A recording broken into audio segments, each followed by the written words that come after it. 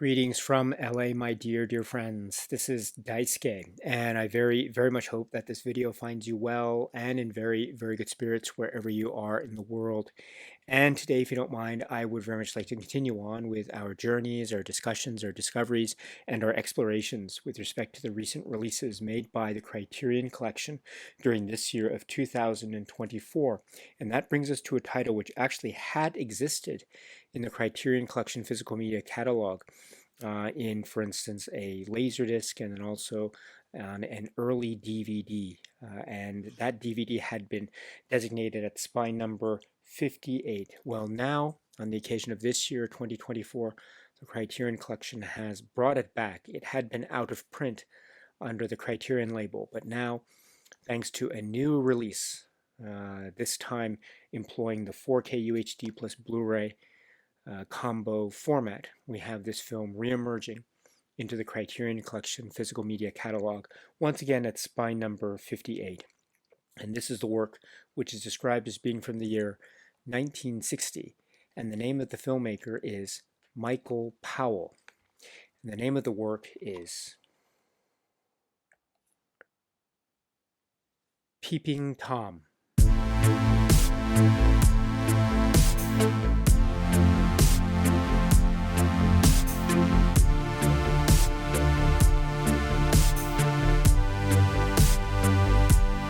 This is the very unsettling and eerie work, which is described as being from the year 1960, and the name of the director is Michael Powell, and this is based off of a story and screenplay by Leo Marks, and with director of photography by Otto Heller, employing a very lush color palette courtesy of Eastman Color.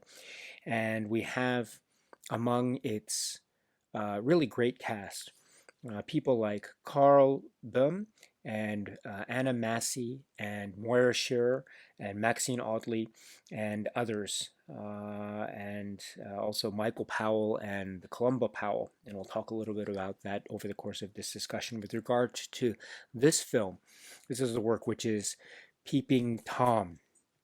So Peeping Tom has come back from OOP status. It had been, as I mentioned before, it had been a Laserdisc, and then also it had been an early DVD.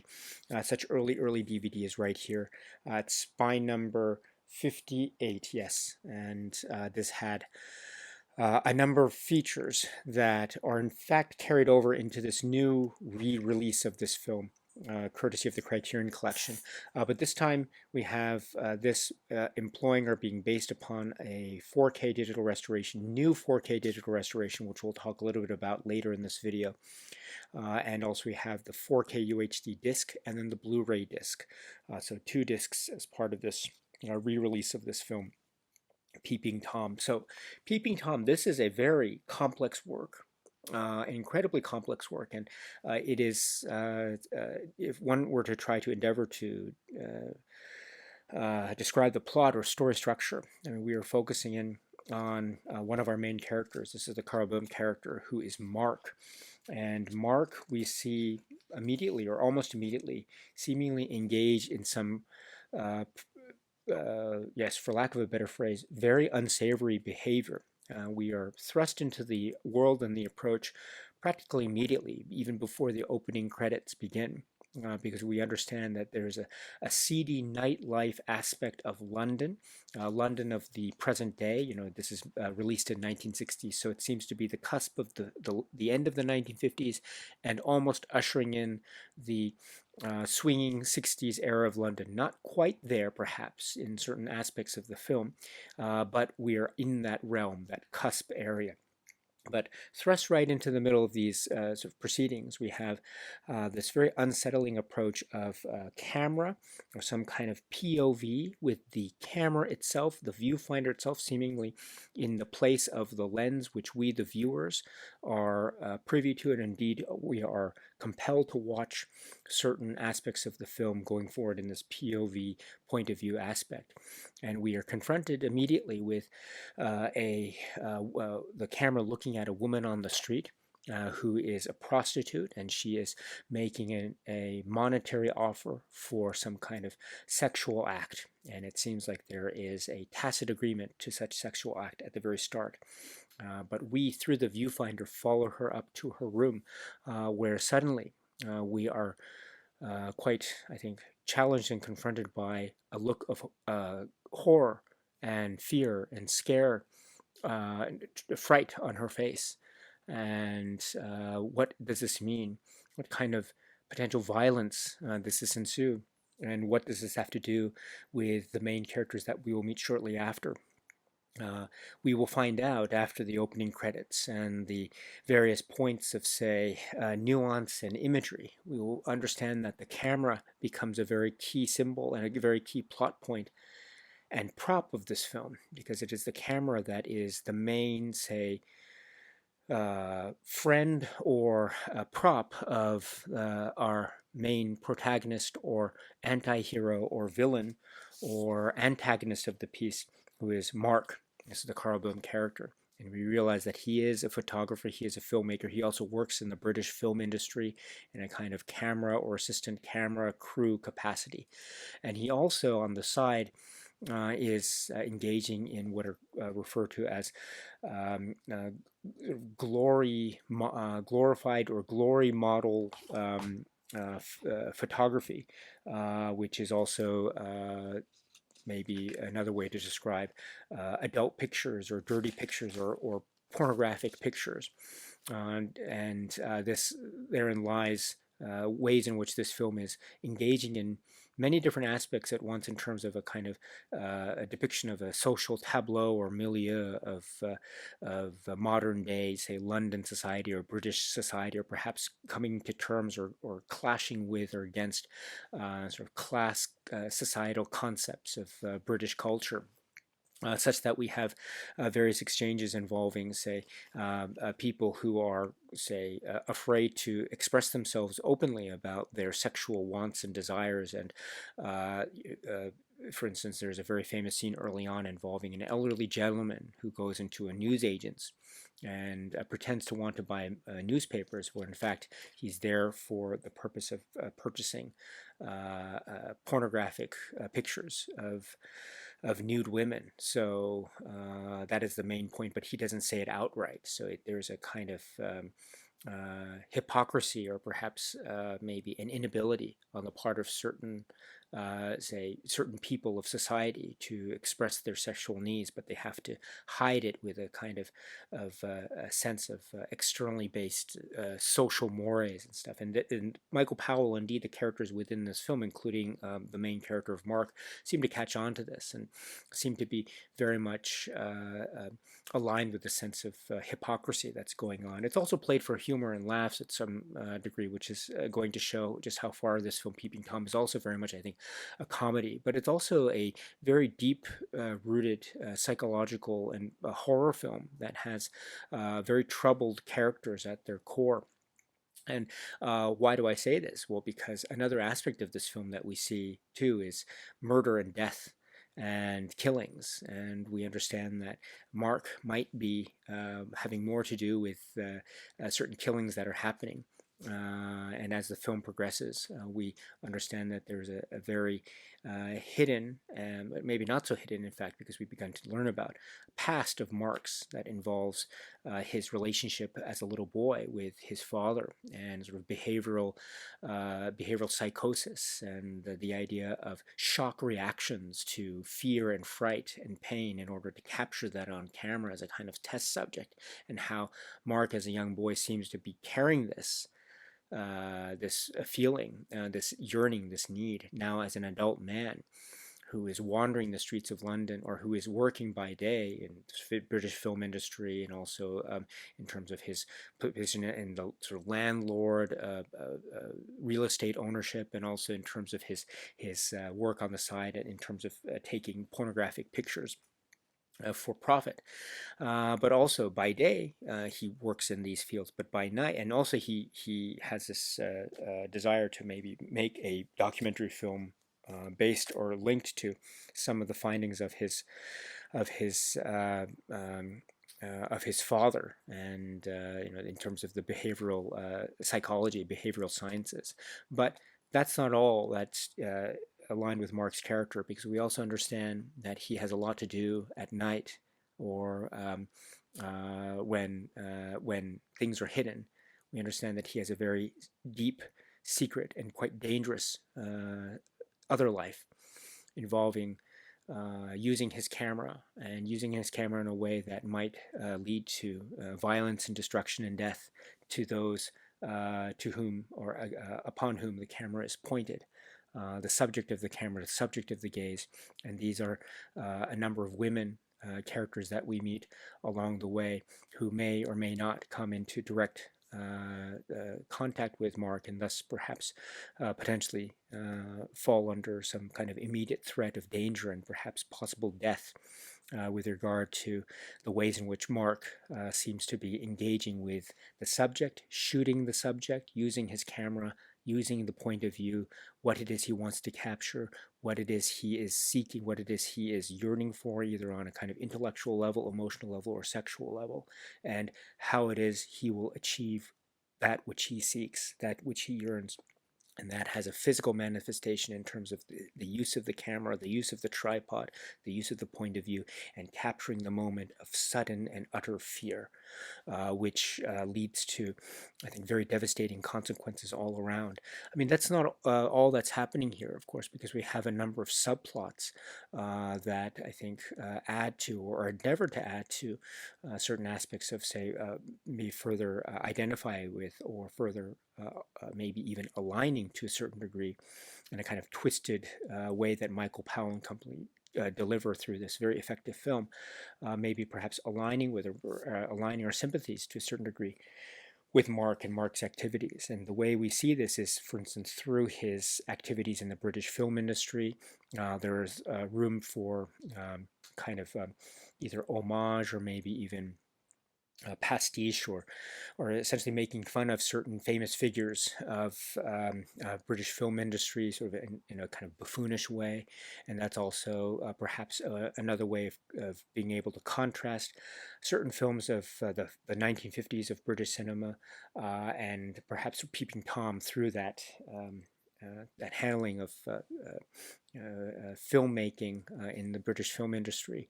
Maybe it's Peeping Tom's film's way of announcing its own attempt at being modern, being separate, being a new step in a new direction in the 1960s, away from the traditional ways of how films were made, and into this new unknown territory of what now is Peeping Tom.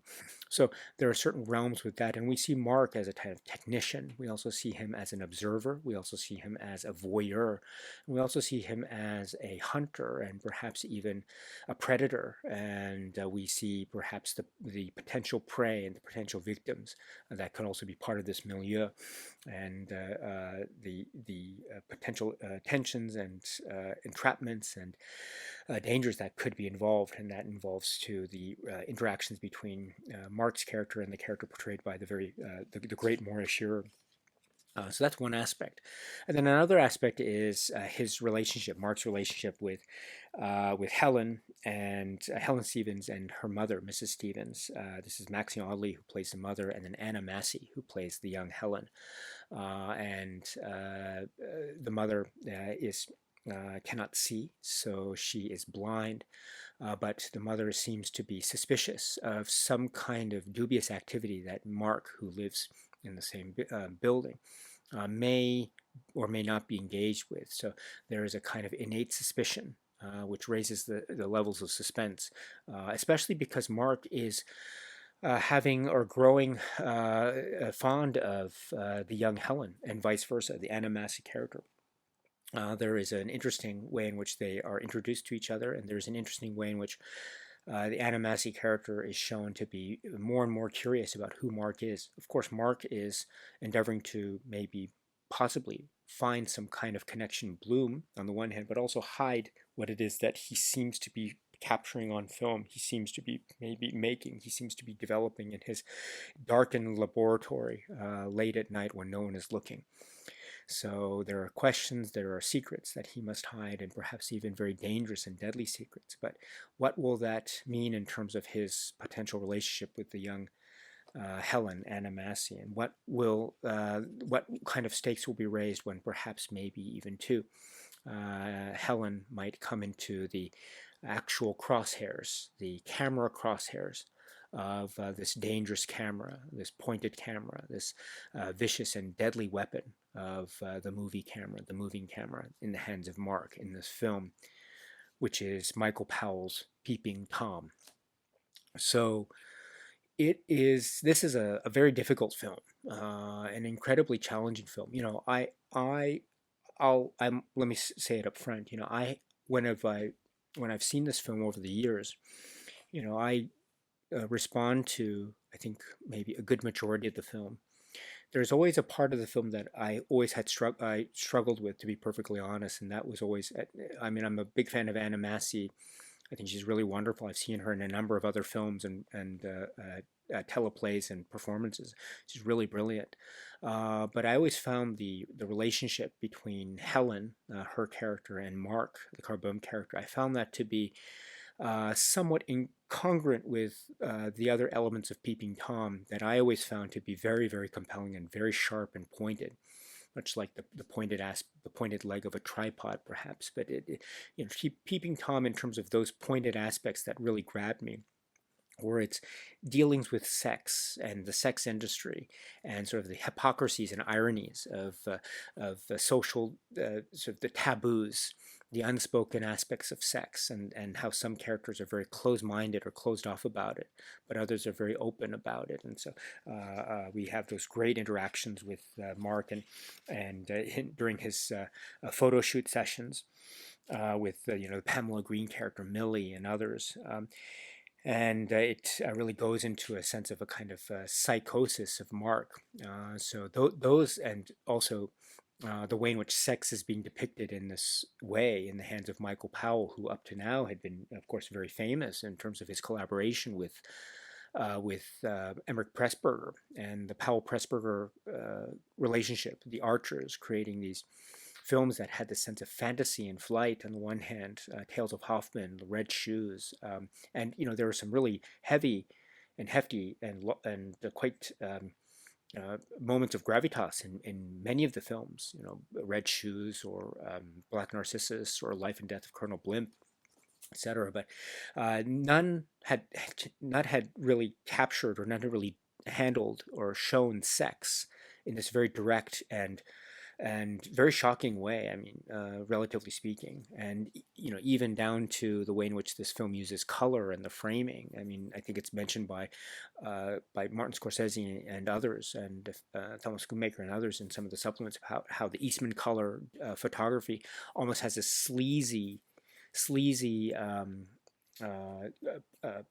a porn element to it, which is, I think, the sleazy porn element to it, which I think really helps create this really effective aesthetic, really adds to the sense of the sleaze, which I think is very much part of the milieu. It's really important, and it's not casting a kind of amoral or immoral judgment on the part of the characters who are amidst this kind of atmosphere. And on the contrary, it's part of the milieu, and it's really uh, making us confront these aspects of, say, hypocrisy or suppression or maybe having us confront with treatments of sex that maybe up to then we had not seen frank depictions of. So it has this, I think, confrontational aspect, which I think is very unnerving and really effective.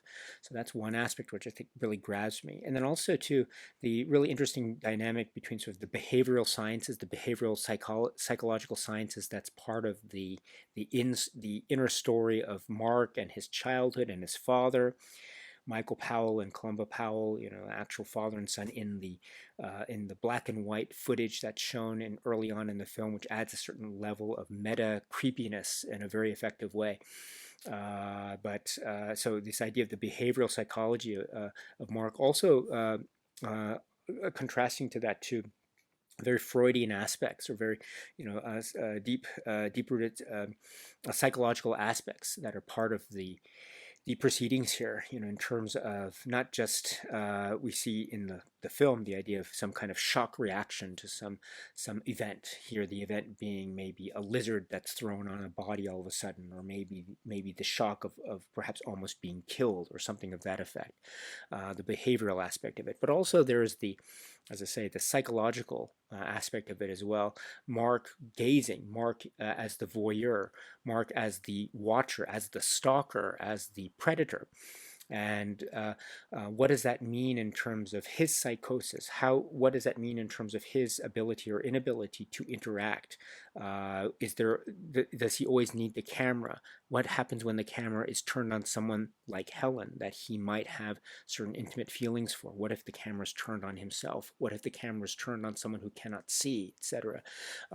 So there's this idea of reflection and self-reflection, and what it means in terms of how he feels about himself, and certain maybe deep-rooted psychoses that might be that might have its roots in terms of how he was treated as a child. And we have hints of this in terms of the footage, and it could be such that maybe he was treated quite poorly, or maybe he was treated uh, with a sense of disdain, or maybe indifference, and that might have something to do with how he is acting as an adult right now. So I really find that aspect very fascinating too, a type of back and forth psychological portrait with Mark at the very front and center of that. So that's also really effective of this.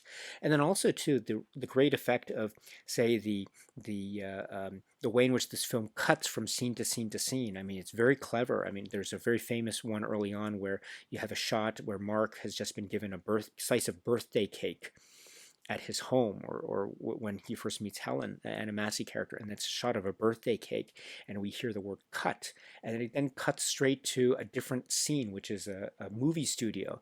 So it's the idea of the cut, the sound of the word cut, and the shot on the cake, which is cut in slices, and that leads to this cut to a different scene. So I think that the film is filled with these sorts of clever cinema in-jokes, as well as very technical things. There's a really famous technical shot involving pens that fall from the rafters up high.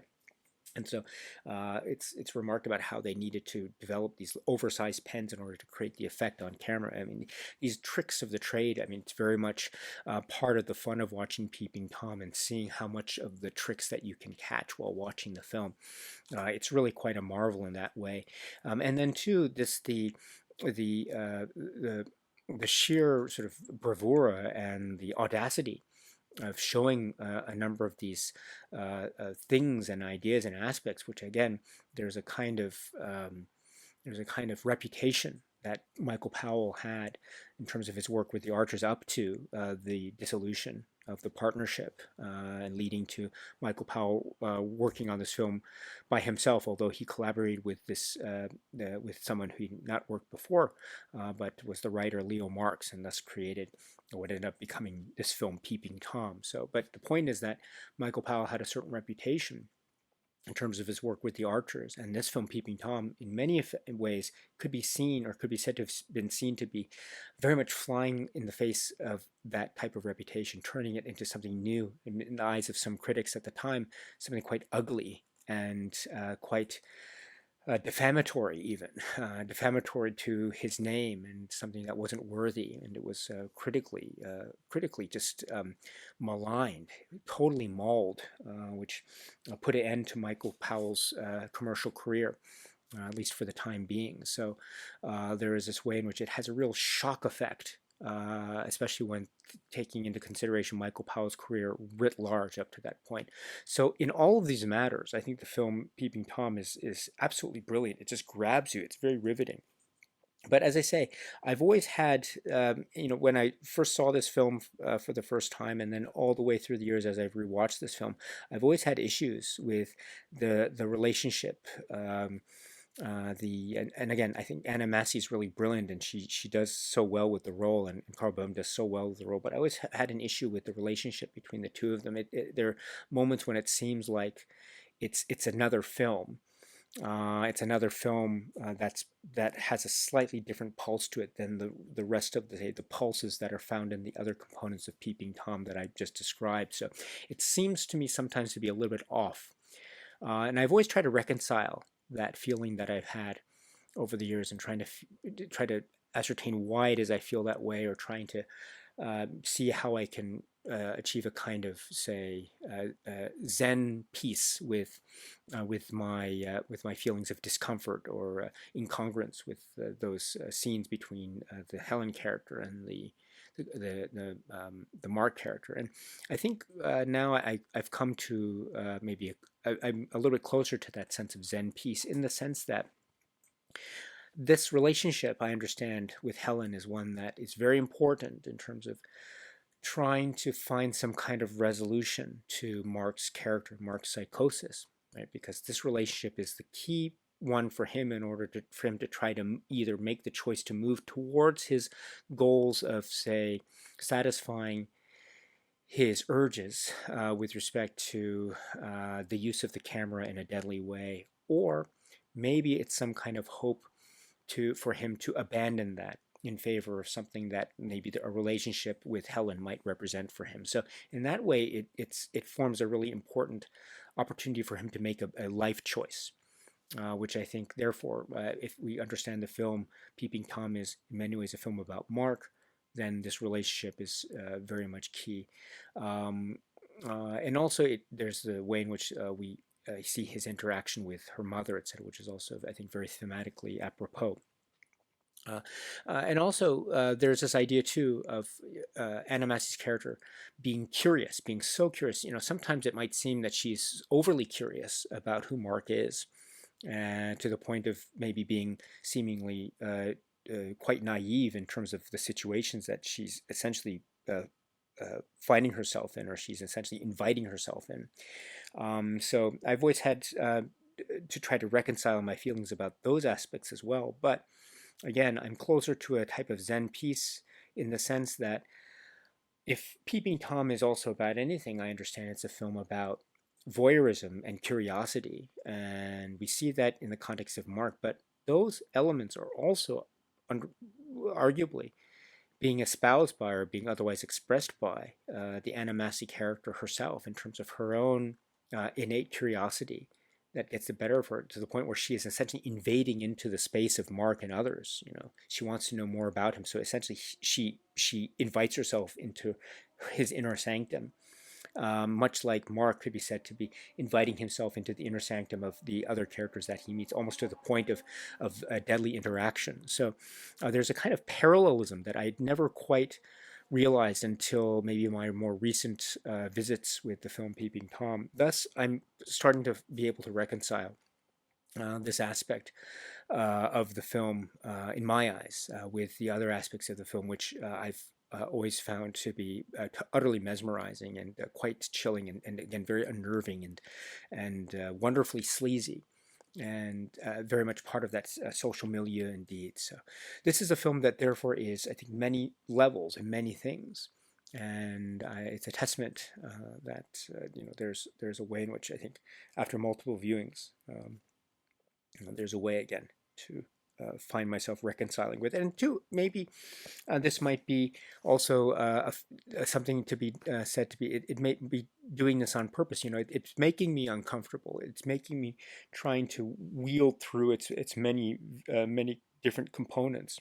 And it's of quite a radical structure in that way, in terms of how it's organized, because it kind of goes from one story and it suddenly jumps to a completely different story, and then suddenly jumps back to a completely different story. So it has an interesting radical structure to it, which builds and builds and builds. And sometimes we see characters appear and then suddenly they'll never come back again, or maybe we'll see some character once and then they'll come back, but towards the end of the film. So it has really kind of an abrupt style to it, which might suggest to me, therefore, which is, I think, very effective, and which might suggest to me, therefore, that the abrupt style is therefore inherent in, say, the abruptness of the characterizations as well, at least in a certain regard anyway. So in that way, perhaps there isn't any kind of incongruence, but perhaps there's more of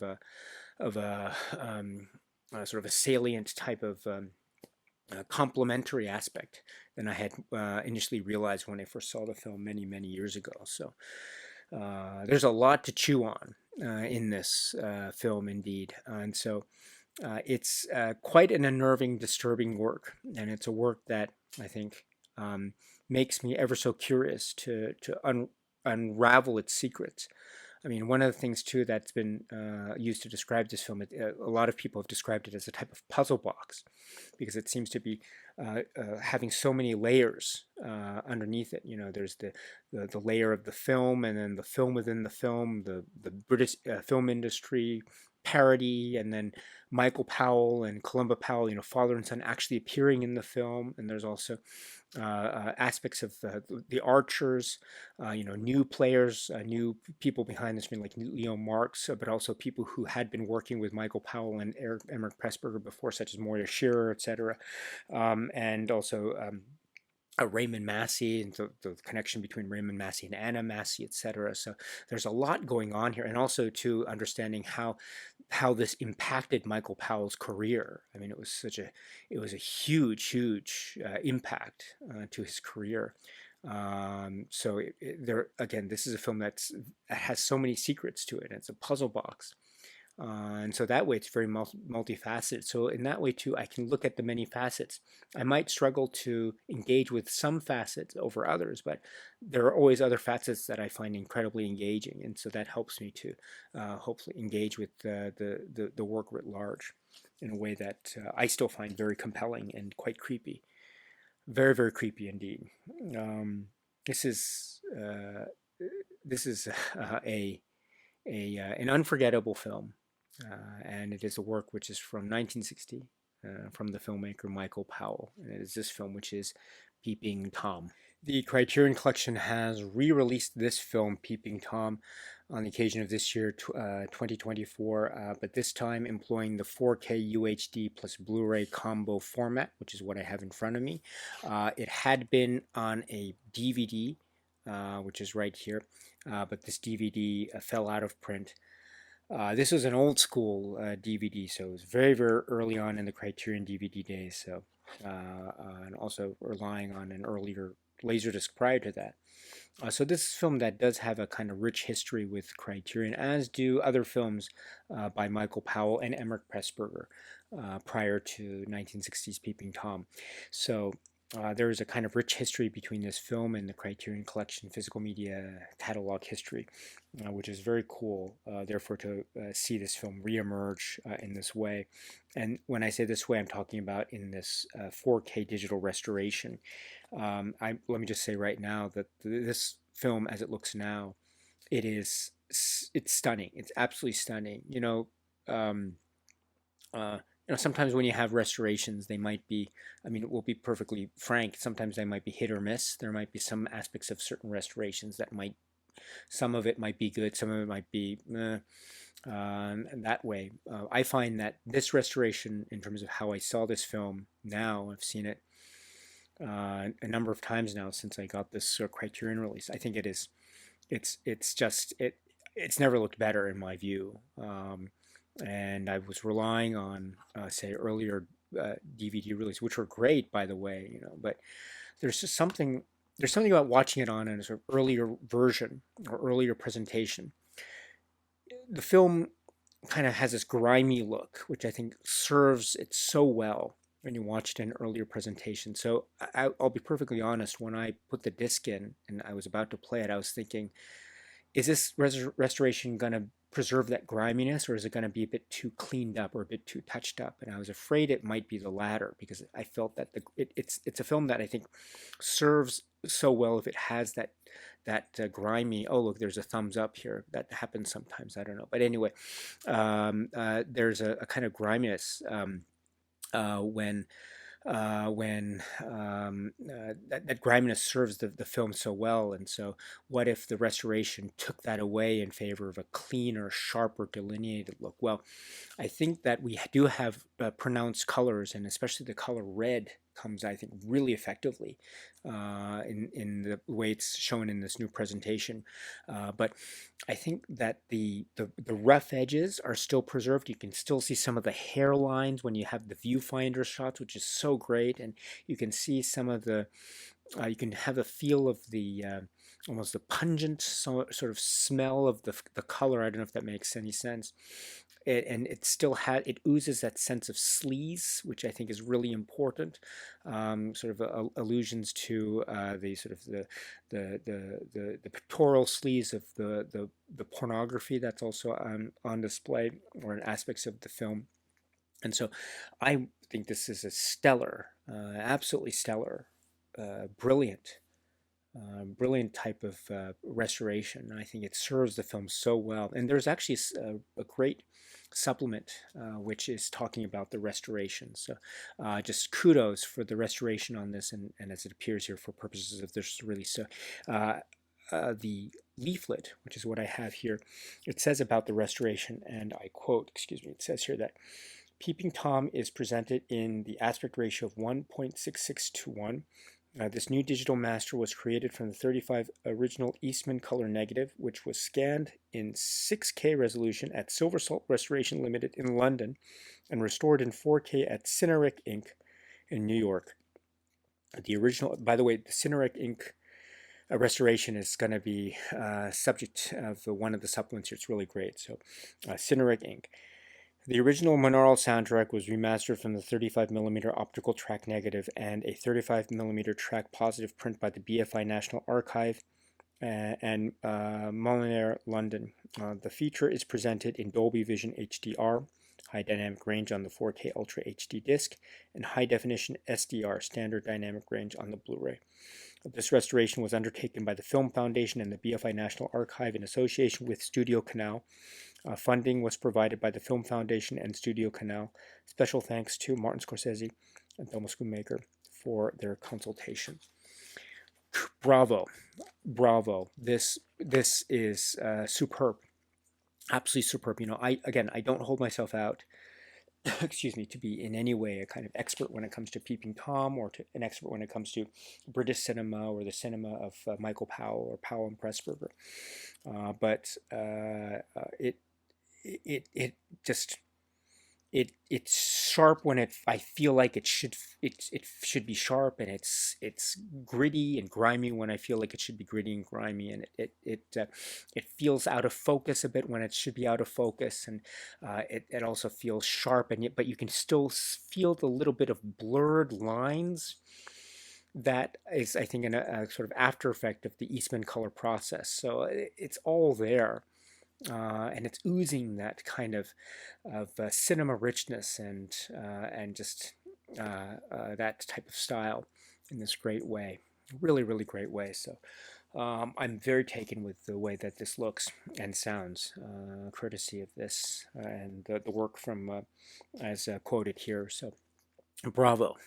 And so I have the 4K disc in the machine behind me, and as you can see, it has this really this very kind of famous still or famous picture that's a depiction of the film with the great font Peeping Tom in this yellow color. I like that very much. It's almost maybe a little hint at being almost like a yellow or giallo touch, which I think is very apropos. I love that use of the color.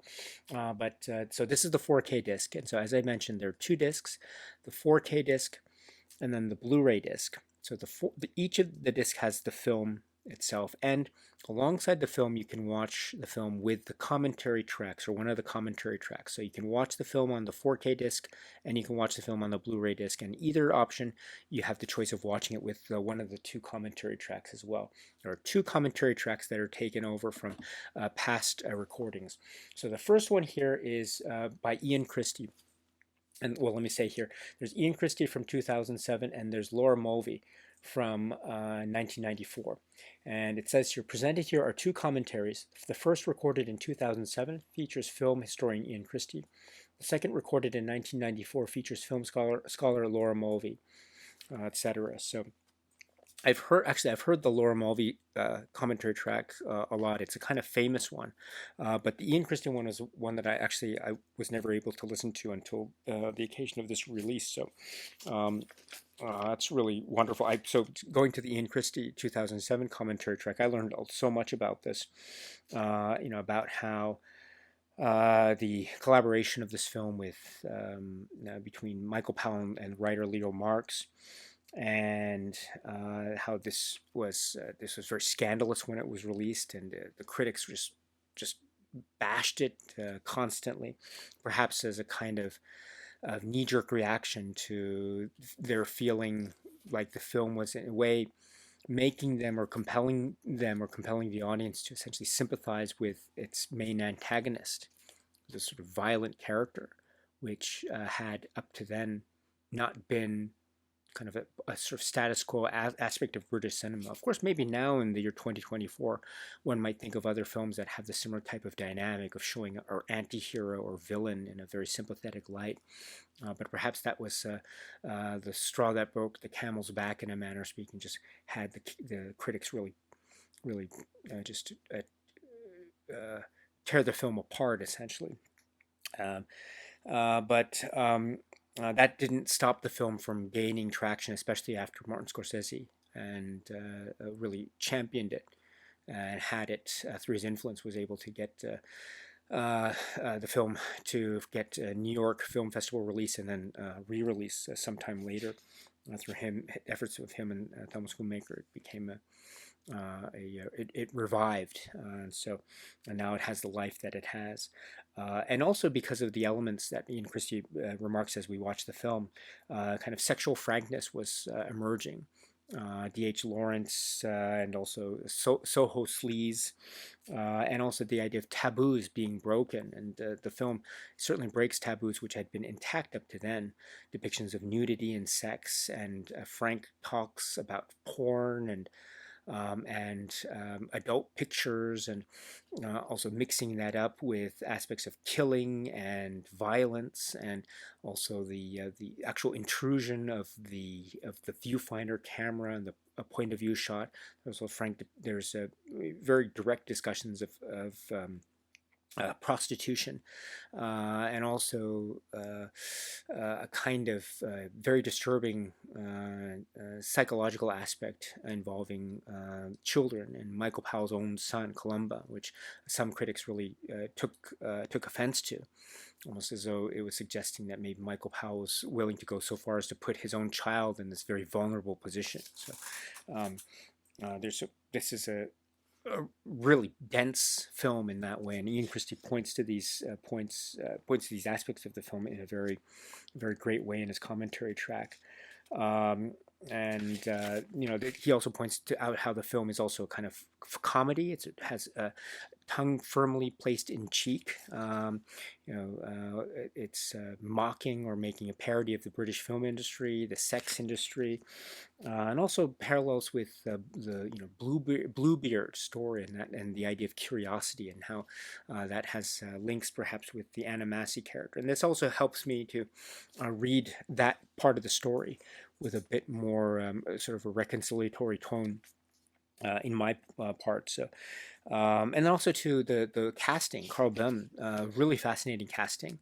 It almost wasn't Carl Bum. It could have been Lawrence Harvey, but and in fact, once Carl Bum's cast as Mark, the whole dynamic changes. So it becomes, I mean, that's one of the great things about this film. Carl Bum's performance is so dynamic. He's a kind of villainous character, but he's so charming. But he's charming not in a very obviously, say, assertive way. His character doesn't assert his own charm. It just is there, a very innate, natural way. And when he becomes shy, he becomes even more charming. And then when he is so curious about something, for instance, when he's photographing a model early on in the film, he suddenly becomes so almost an amorous level of curiosity suddenly arises, swells up. And so this type of moment really showcases a kind of childlike quality or charm about him that I think helps us to sympathize with him, even though we might understand that his character quite is doing quite quite unacceptable things, let's put it that way. So, and then too, other aspects of, say, Powell and Pressburger relationship, the Archers, how this film brought some of the Archers family into the fold, but also new people, new faces. So Leo Marx, but Anna Massey, daughter of Raymond Massey, working with Morris Shearer, etc. And there's the dance sequence with Morris Shearer, which has it's a kind of reminder of the staccato rhythms of the Tales of Hoffman, but also the Red Shoes, etc. So, and how this film was a very modern film too. It seems to be maybe going against the grain of, say, Gothic horror or Hammer horror of the period that this film was released. So, it has a kind of modern tale feel to it. Um, so the Ian Christie 2007 commentary track is superb, absolutely superb, and I've listened to it twice now. I'm every time I'm captivated. So that's the first one, and then the second one is Laura Mulvey's 1994 commentary track. So this is one I've heard before. It's a very famous one, and it was made available in past releases, but it's now made available here. Laura Mulvey takes a very similar approach to Ian Christie in some respects, but Laura Mulvey's commentary track could be said to be more based on sort of psychological allusions to Greek myth or Greek or other myths, and then also points about psychology, voyeurism, the gaze, sexual gaze, or sort of male sexual gaze, and sort of assumptions that the male sexual gaze seems to be making about the subjects that are the subject of the gaze, such as the women of the gaze, etc. And there's an aspect of sadism that might be inherent in the gaze, and also how this is made physically manifest with the concept of the camera. You know, it's the camera which is the technology or the thing that is the mode of the gaze, and so there's this kind of interesting hybrid between the technology and the psychology and the psychological, and that has a sense of sort of normalizing and abnormalizing certain activities. And also, this is a story about British class and the class system. And she does go into a thematic discussion about the key thematic significance of the relationship between Mark and Helen, and her mother and Mark, etc. And how this film is very much like a puzzle box, and Ian Christie also mentions that as well. It's like a puzzle box, and uh, there's a kind of aspect of, say, the camera, the tripod. There's a phallic element to it. There's also this maybe it's standing in for something else that might not be there. So it might be a suggestion of a sort of a castration complex, as she describes it.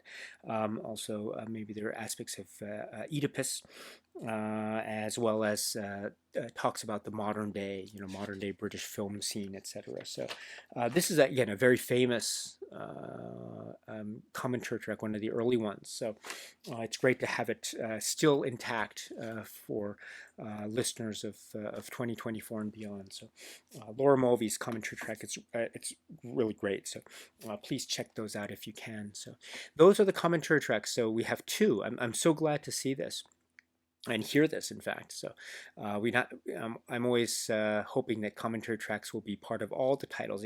Alas, they are not. And when we don't get commentary tracks for a title, I can't help but feel somewhat disappointed. But that's not the case for Peeping Tom. So we have two, not one, but two.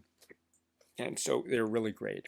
So please check out the film with the commentary tracks if you have the opportunity.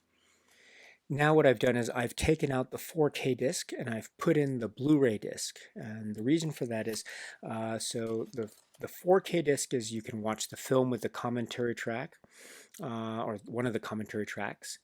You can also watch the film on the Blu-ray, and you can also watch the film on the Blu-ray with the commentary tracks if you so choose. But unlike the 4K disc, the Blu-ray disc has the supplements. And so let's look at the supplements which are found again on the Blu-ray disc. I press supplements, and you have quite a number.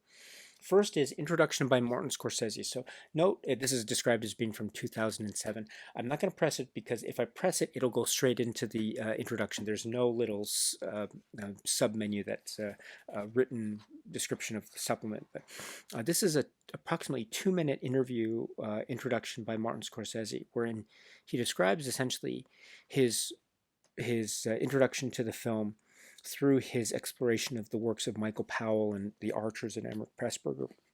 But this was one of the films that he kind of discovered on his own, or he encountered on his own. He was really taken with it, and just it blew him away in terms of the use of the Eastman color and the frank and quite vivid and quite graphic and direct approaches towards, say, sex and the sex industry, etc. So he's a big vocal champion of this film. So it's great to hear his comments. Again, this is approximately 2 minutes from 2007.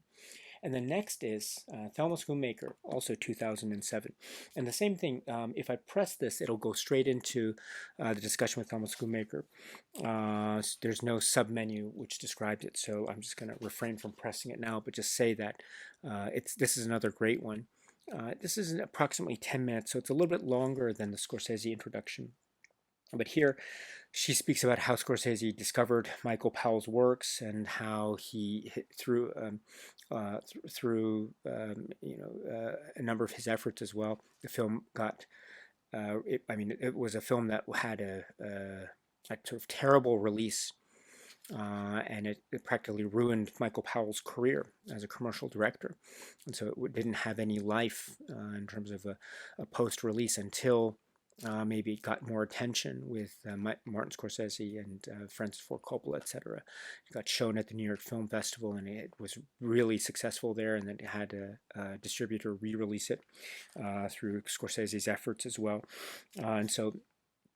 And now it has a sort of lease on life. And Thelma Schoonmaker and her professional and personal relationship with Michael Powell, you can tell that she's really very much emotionally moved by when she's describing this. So it's really, really lovely. And also understanding the great relationship between Thelma Schoonmaker and Martin Scorsese. For those who know the directorial works of Scorsese, that Thelma Schoonmaker is such a huge, huge figure in those films. So she describes too about how maybe the reason why critics were so against this film at the time is that the film is really approaching villains as sympathetic characters, or looking at them through a sympathetic light, and that's also due in large part to the great performance by Carl Böhm, and maybe too she posits that maybe Michael Powell perhaps understood that art was that was on the cutting edge, had it inherent in it certain risks to the artist, and so maybe sometimes the art or the work might be so cutting edge, so far ahead of its time, so as to not be able to connect with its audience at the time of its contemporary release, only to be understood or discovered later. But in the interim, the artist has the risk of being utterly maligned by the critics, which is essentially what happened to Michael Powell.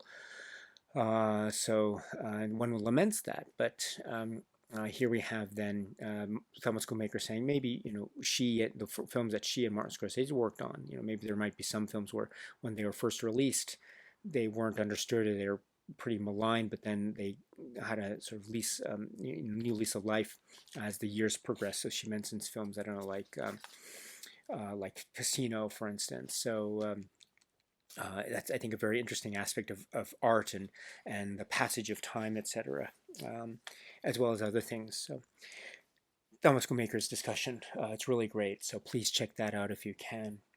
Next is The Eye of the Beholder, and you press this, and this does have a little submenu of a description, and I quote, "This 2005 documentary features interviews with filmmaker Martin Scorsese, editor Thelma Schoonmaker, the widow of director Michael Powell, Powell's son Columba, actor Carl Böhm, and film historian Ian Christie, and others, in fact." So Eye of the Beholder, this is 19 minutes. And this is another great one. Also speaking a little bit more about, say, the relationship, the collaboration between the writer Leo Marx and the director Michael Powell, and Leo Marx. They were planning to try to make a film about Sigmund Freud and how that ultimately fell through due to certain external circumstances, and so they drew their attention elsewhere, and that elsewhere ended up becoming Peeping Tom. And also, Lawrence Harvey had been considered for the role that ended up being played by Karl-Heinz Böhm, and the film. The film is just, you can't imagine this film without Carl Bum or Karl-Heinz Bum in the main role as Mark. It's impossible. So and there's a way in which the film shows a kind of sympathetic light to the villain, and Martin Scorsese posits that this is very much like Peter Lorre in the film M from many years prior. So quite fascinating. And then to Colum Powell, who is the son of Michael Powell, who is the little boy in the footage. He is speaking here too about his role in the film as well, which is also again very interesting. And also this film about repression, maybe certain sexual urges or inclinations that appear elsewhere, and so that has a very psychological bent to it. There's a certain modern edge to the filmmaking, and the use of color has this lurid tabloid feel to it, as well as the pornographic feel to it, and also the commentary or a parody of British cinema, and how this film is a kind of multi-layered cake of various, say, genres or cinematic approaches. So British cinema approach, also cinema verite to a certain degree, glamour photography, and also pornography, and also the snuff film when in terms of the subject matter and the violence that's also implied but also shown, and other things. So this is a great documentary, and again, it's approximately 19 minutes. So please check it out if you can. And then the next documentary is A Very British Psycho, and this is a documentary that was actually featured in earlier releases, but it's now being carried over here, so it's great to see it again. This 1997 documentary about the life of Peeping Tom screenwriter Leo Marks features interviews with Marks and actors Carl Bum, Pamela Green, and Anna Massey. So Pamela Green plays the character of Millie, one of the models in Mark's photo shoots. But yes, as the description indicates, this is a documentary that's focusing a lot on the life and times of the writer Leo Marks. This is approximately 50 minutes. And Leo Marks is he's very erudite sounding, and he's speaking about the life and times growing up, how he was exposed to literature quite early, in terms of bookstores and also cinema quite early, and through his early interactions with the family bookstore, he discovered his love for coding, which led to a career in British military forces as a code expert. And so that formed a major part of his life, and he met so many people through his code expert days. But also, in wartime, he had to develop codes that could essentially either save someone in battle or could be broken to the effect of essentially having that person condemned to death.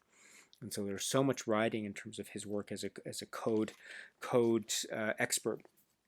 And so he talks about things like code poems.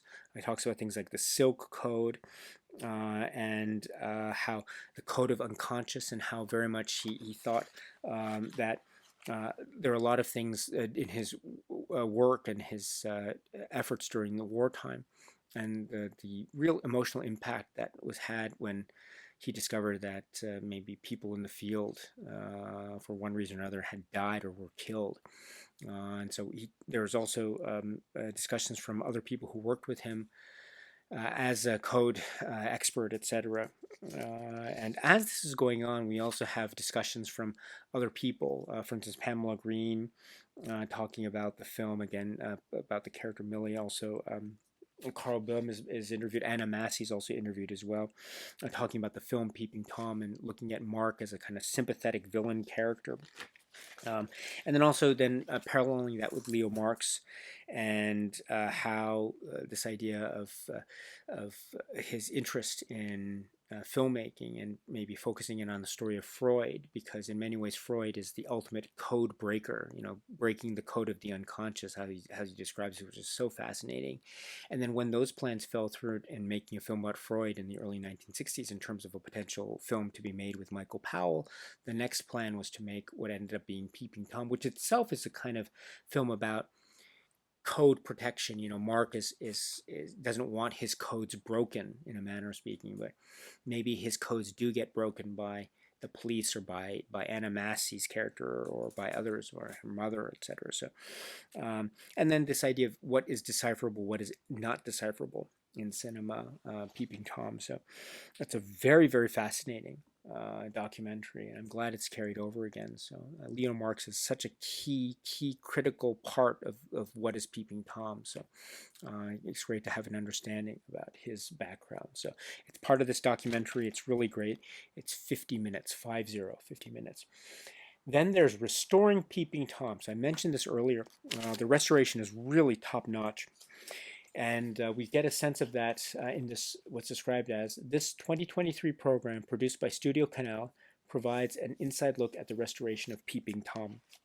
Cineric was a company in New York that had a primary role in the 4K, and this supplement is approximately 15 minutes, talking about the issues of Kodak film in the 60s and the look of the print stock film in the 60s, the garishness of the reds in the film, the rough edges that they wanted to preserve. There's a tendency to debate whether to clean the rough edges of a film or to leave them intact. And I think a lot of the people at Cineric were saying in this interview documentary about how they wanted to leave those rough edges intact, which I really admire. I admire comments like that. So I'm not an artist. I'm not a film restorer. So all this is always so fascinating for me to hear.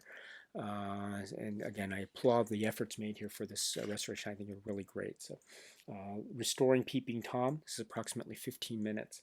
And then the trailer. The trailer is one of those great look out type of trailers. It's quite charming in that wonderful, timely way. So and it's also very effective. So please check out the trailer if you can.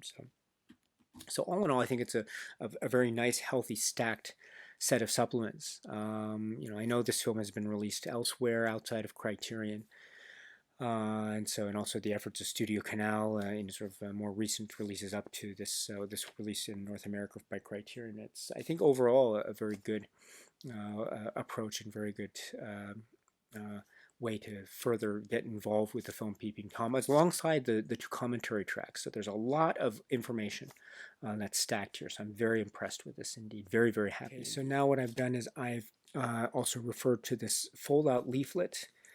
Let me just refer to again, the fold-out leaflet is right here.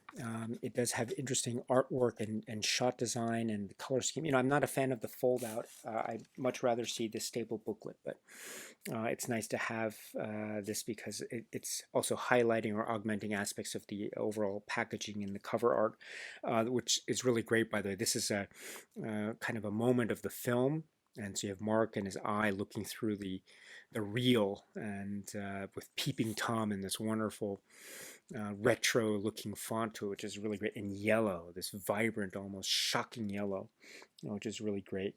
In terms of the art, art director Sarah Habibi, Eric Skillman, designer Eric Skillman, art production coordinator William Breeze, production artist Craig Phillips, art assistant Julie Sussman.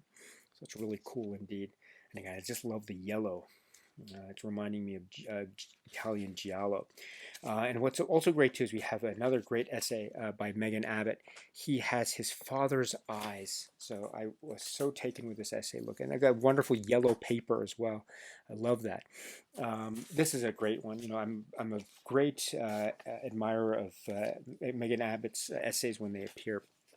And this is another example of this. So my strong suggestion is please watch the film first, and then after you see the film, you can read this great essay.